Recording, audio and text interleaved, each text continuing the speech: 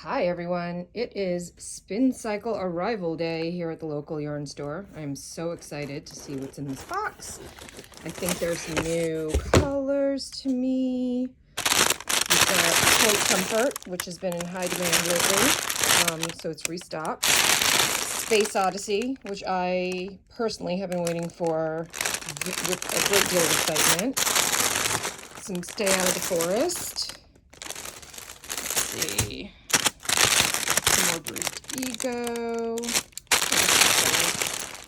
This is Shadow, which I don't have on Dyed in the Wool yet, so that's really exciting.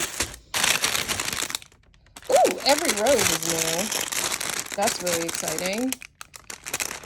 I will have these all up on the website and priced in store.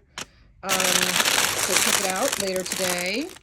I've got the Castle and the Meadows, and I do have Leaf in stock, so you could put together your own original shift kit, which is always a fun project. And I love how pink this version of the castle is this time.